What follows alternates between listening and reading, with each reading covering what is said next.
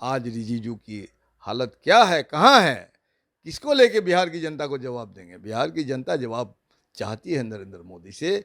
और बिहार ने ये तैयारी जून में नहीं, पहले से शुरू कर दी है। आपने देखा 11 महाधिवेशन में हमारी पार्टी ने 15 से 20 फरवरी में जो महाधिवेशन किया, लाखों लोगों की जमात हुई और हमने विपक्षी एकता का पहल किया।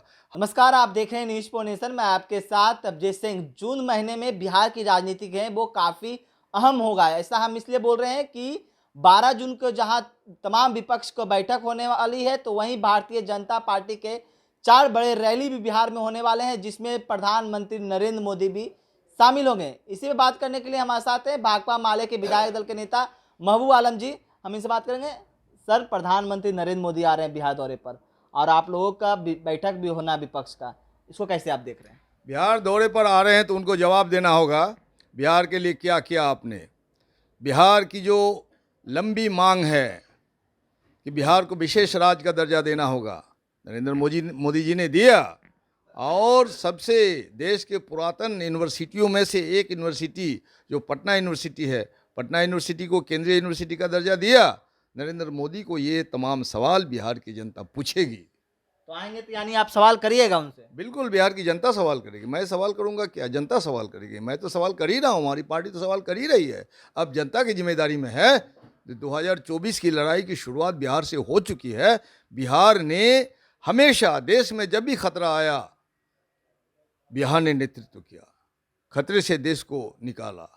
और जब जेपी मूवमेंट को भी देखिए आप, अब वही हालात आज हो चुका है। आप देखिए किस तरह से मंडल कमीशन के सवाल पर गरीबों को, पिछड़ों को, अल्पसंख्यक, अति पिछड़ों का बिहार ने नेतृत्व किया। और आज जब देश के संविधान पर खतरा है, देश के जमहूरी ढांचा पर खतरा है, नफरत फैला के राजनीतिक बातें हो रही है, अर्थनीति की कोई बात हो रही नहीं, गरीबी, महंगाई, बेरोजगारी, मुद्रास्फीति आसमान छू ली है। इसकी व्याख्या नहीं कर सकते हैं आप। $1 का वैल्यू 85 रुपया मूल्य हो गया। ऐसे हालत में 2 करोड़ रोजगार देने की बात थी जनाब आपको। आपने 15-15 लाख रुपये देने की बात है। भ्रष्टाचार मुक्त का भारत की आपने कल्पना की थी। और आप ही के तमाम दोस्त, नीरव मोदी हो, मेहुल चोकसी हो, विजय माल्या हो, और अभी जो अडानी पर सवाल उठा है, पूरे अंतरराष्ट्रीय पैमाने पर जो हिंडनबर्ग की रिपोर्ट पर एक शब्द आपने जवाब नहीं दिया। ये जवाब बिहार में आपको देना होगा। अडानी के मामले में तो क्लीन चिट मिल ही गया। बीजेपी का कहना है क्लीन चिट तो मिल गया उनका अडानी के मामले में। अरे कहाँ क्लीन चिट मिला इनको? बड़ी बड़ी कंपनियों ने इनको सैक कर दिया है, बंद कर दिया है। अमेरिका में देखिए जा करके क्लीन चिट किसने दिया?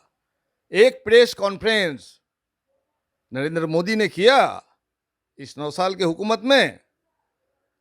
हिम्मत नहीं है उसको जनता से आमना सामना मुकाबला करने का। तो बोल रहे हैं बेमिसाल है मेरा 9 साल। 9 साल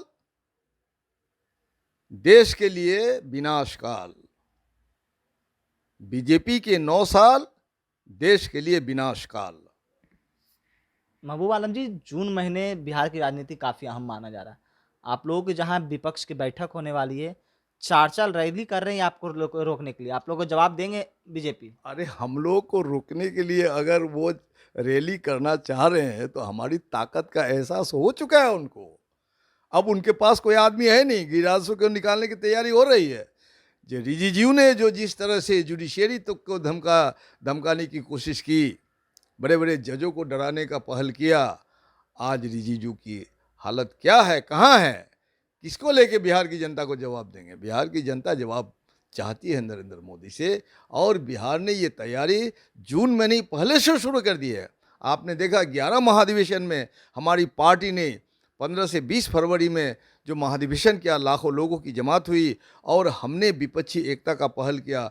हमारी पार्टी ने सीएम का, डिप्टी सीएम का, कांग्रेस का और भी बड़े बड़े नेताओं को जिस तरह से दावत किया, तमाम लोग आए और एकजुटता का इजहार किया। और जिस तरह से माननीय मुख्यमंत्री ने पूरे देश के नेताओं से मिल करके एकजुटता का पहल शुरू किया है, वो पहल अमल में तब्दील होती हुई दिखाई देता है।